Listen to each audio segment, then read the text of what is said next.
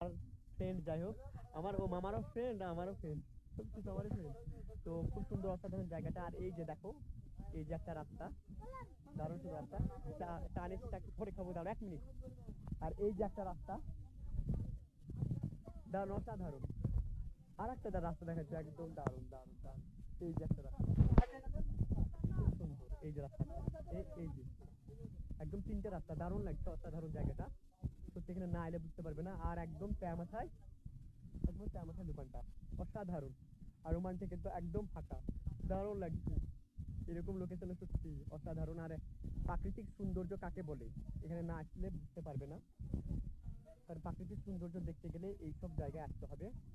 আমি তো একদম দারুণ লাগছে আমার। আর একদম মন খুলে হাঁটতে পারবে এইসব জায়গায়, অসাধারণ, খুব সুন্দর লাগছে।